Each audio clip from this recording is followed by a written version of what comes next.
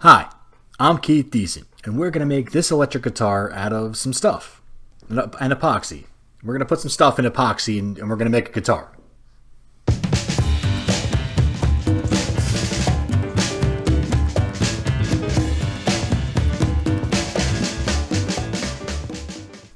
Okay, so there's a chance that you saw my guitar video before this one, where I made an electric guitar out of just whatever was lying on the floor of my workshop, including the pickup for that guitar. Some of you may have left some very mean comments, but we're going to let bygones be bygones, and we're just going to push on with this video right here. So what I'm going to do is I'm going to inset these reclaimed barn beams into the body of the guitar and pour epoxy over the whole thing, using this aluminum flashing as a mold, and this, I don't know what it's called. It's tuck tape. It's called tuck tape. It says it right there on screen. Tuck tape is great because one side is really, really sticky and sticks to everything, and one side is not sticky and sticks to nothing. Now, I'm using the top of one of those under bed shoe container Tupperware things, like the Tupperwares you put your shoes in to keep your shoes fresh. I'm using the top of that as the bottom of the mold, and I'm using some hot glue around the bottom of that in order to seal it all up and make it all epoxy tight. And that was a terrible idea, but I'll explain that in a minute. It'll come up, trust me. The first layer I'm pouring here is got this pigment in it called Ghost Blue Pearl by Black Diamond Pigments. I was at a maker get-together, and there were free samples of it, and it looked cool, so I grabbed it. It kind of looked like drugs in a bag, but it wasn't drugs, it was epoxy pigment. As I go pouring multiple layers into the mold, I am going to use a torch to pop all the bubbles in between. That's a pro move right there. But also, I'm going to use less and less pigment as I get further and further up the guitar. First, I have to demold this thing, which actually bakes the bottom of the mold because epoxy, in its two-part form, undergoes an exothermic reaction when it cures, which means that it heats up a lot, and it just deformed the glue and that bottom part of the mold, and was just a whole thing I had to deal with later. But let's just enjoy me trying to get all this tape off of this guitar body instead of becoming... After I got the first layer poured up, I wanted to get a good shape because I was going to make an ad hoc mold for the rest of the pours on the guitar itself out of the tape. So I took it to the bandsaw, which is a really old bandsaw and really not the best bandsaw, but it's my bandsaw, and it does what I need it to eventually. Quick note, if you're going to be cutting epoxy on your bandsaw, you're going to want to vacuum up every chance you get. Get a new dust filter for your vac or your system or whatever it is that you have that is going to be sucking up this dust, because it will look like you shaved a Yeti on top of your bandsaw. One thing I like to do while I'm operating the bandsaw or the oscillating spindle sander is to listen to podcasts. If you like to listen to podcasts, then you should check out my show, From the Ground Up. It's called FTGU, and it is the story of how we make stuff. It is the tools, the materials, and the stories behind the things we build. You can check it out at ftgupodcast.com, or you can try to find it on your podcast catcher, aggregator, or whatever. I'll leave a link here in the description so you can check it out.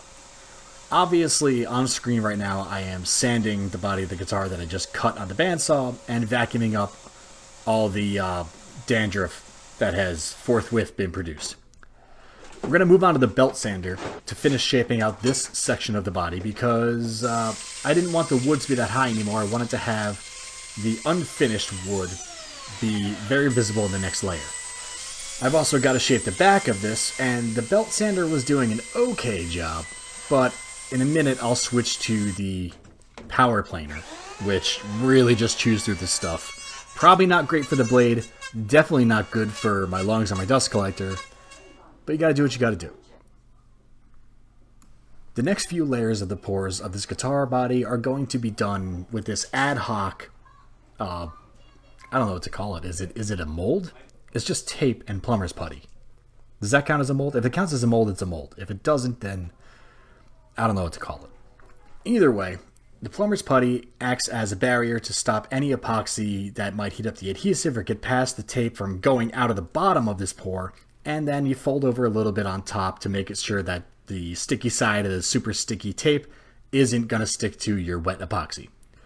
Now, as I said before, this layer has a little bit less pigment in it, and I'm going to keep going a little bit less and a little bit less with thin pores until the whole thing is as thick as I need it to be a guitar body. Now it's a tough line to toe when you're talking about an epoxy guitar body, because epoxy is very heavy, and guitar bodies you don't really want a very heavy guitar body. So I have to make it thick enough where all the parts, pieces, and hardware can securely attach the whole guitar together, but also thin enough where it's not gonna, give the old man back just playing it a couple times. So a few more pours and a little more evening out and a little more swishing around, and eventually we're going to have our guitar body. Torch it again to pop the bubbles, and this is really a standard epoxy video. There's not a whole lot of new stuff here. Even though I used a disgusting amount of tape, the epoxy somehow got in between the layers in certain places and made it very difficult to take off. So as I unwrap this Christmas present from Satan, I'm going to tell you about the guitar kit that I used to make this guitar. On my last build, I did everything from scratch, including the neck and the headstock and the electronics, except for the stuff I couldn't make, like the tuners and the knobs. On this one, I got a guitar kit from Tim Sway of New Perspective Music, and holy crap, what a difference. So the kit comes with everything you need except the body to build a guitar. You can get it with the pickups. I had my own pickup, but you can get it with pickups. It's got all the electronics, all the hardware, a neck and a headstock combination that you can customize, and all these templates to cut it all out and lay it all out properly. And Tim, the guy who makes the kits, does a really fantastic job with the instructions, and also he has videos about each part of the process and how to go through it with tips and tricks. Honestly, I don't think I would have had a successful guitar like I did if it wasn't for the kit and all that stuff. And I'm not just saying this. If it was terrible, I would say nothing. I would just make a video and be like, look how cool I am about guitars. But if you want to build a guitar, get a kit from New Perspectives Music. That's all I'm saying. So these detailed pieces of wood, like the veneer for the headstock that I'm cutting out right now, they come from a historic ship called the sloop Woody Guthrie, which was actually built by Pete Seeger. And it was his personal boat for a while. It has a mission about traveling around and telling people about the environment and showing people the beauty of nature. The funny part about this whole thing is that I'm building a guitar out of wood from a ship built by a guy famous for playing guitar, named after a guy famous for playing guitar who's also named after wood. Let that sink in for a minute there. So these wood veneer pieces are white oak, which is beautiful, but when you cut it down thin enough, it gets a little flaky and a little weird because it's reclaimed. So I'm giving it a light coat of epoxy as a strengthening finish. I also took some of the epoxy and put it into children's medicine cups. Like when you get cough syrup for kids, and it comes with that little measuring cup? Or I guess it comes like that for adults too. But these ones were for kids. They're made of HDPE, which does not stick to epoxy. So, I took leftover epoxy from the pours, because there's always a little bit of leftover epoxy, stuck a little wood in there, put it in the cups, because I thought to myself, hey self, later, you might want to use this for something. And I did. I'm using it for knobs. And here's a little killer fact for you. No matter how rough the finish on your epoxy is, you just sand it as best you can, and you can spray it with glossy clear coat, and it'll clear itself up again. And what I'm doing now is called a toner transfer using acetone. You can look that up on your Googles, and somebody will explain it to you better than I can in the 4 seconds that this is going to be on screen.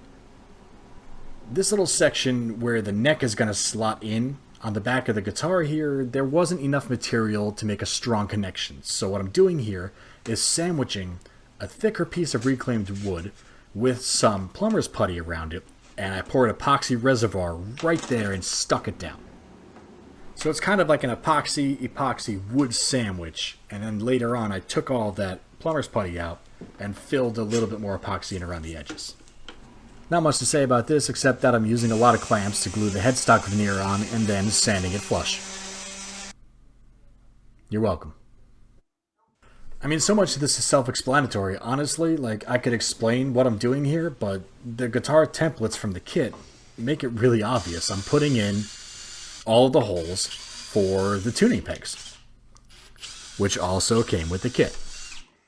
And I know I've mentioned the kit a lot, but honestly, the main point of this video was to focus on the body of the guitar, and that's really where my favorite parts are and where the innovation of the design came in.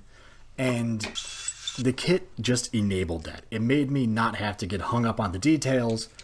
It's kind of like paint by numbers, but you get to paint your own painting, you know? And I love little editing shots like this right here. Just like when you have a sequence like this and you go cut, cut, cut, cut, cut, and it goes all the way down in a row to this visual line of quick cuts. I love doing stuff like that. I took some liberties from the kit and made my own electronics cover inspired by the switch plates from Fender Squiers. They have that kind of long chrome strip with the rounded edges. I moved it to a different place on a guitar. I made it out of wood. I think it looks really great. And in order to achieve that, I made my own router template very carefully with the router freehanding it and the sander, and used that to route the slot in the front of the guitar where I wanted to put the switch cover.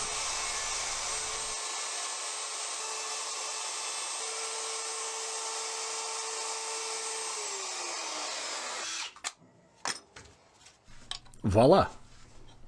It fits, kind of. It didn't fit yet. I'm getting ahead of myself. I had a burrito for lunch. I'm a little antsy. You see here in the electronics cavity, I also left a little bit of a lip, and you'll see in a second that the switch cover sits nice and flush on that lip with the rest of the guitar body instead of sticking up. See? Look at that.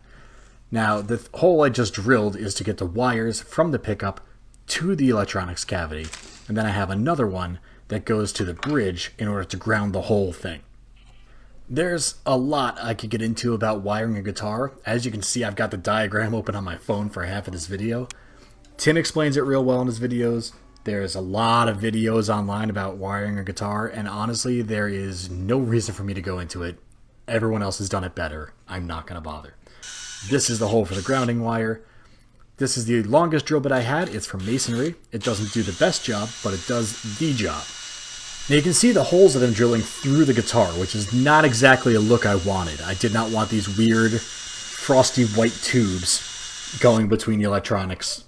It just looked messy and amateurish. So what I ended up doing later is I mixed some epoxy together in a syringe and I injected it into those tubes because, like I said earlier, if you put a glossy clear finish on top of frosty, sanded, roughed up epoxy, it will often clear it up and defog it. These screws that hold the neck to the body are very long and need to be very secure. So I put them through that wooden epoxy sandwich that I made earlier, and they held tight and they held true, and they haven't come off yet. And I've been playing this thing, so it's a good time to mention that I'm doing the voiceover about 8 months after I built the guitar, which is why I'm just kind of all over the place. See, yeah, this is the part with the tubes, the syringes full of epoxy that I was talking about a minute ago. Would you look at that? That's a neat trick. And it looked so cool, apparently I was Instagram storying it. Oh, you can follow me on Instagram, by the way, at KeithDecent. And I talk a lot less there, which is maybe a good thing 13 minutes into the video to tell you. So that's the reclaimed wood and epoxy guitar. I call it Shipwreck. I think it's beautiful, and this is how it sounds.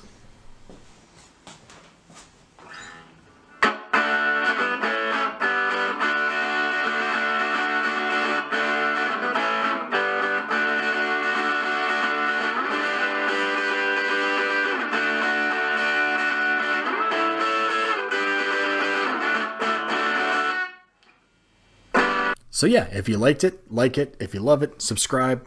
Check out my back catalog. I've got lots of stuff that I've built, including other guitar type things. And until next time, this is Keith Decent saying, later, makers.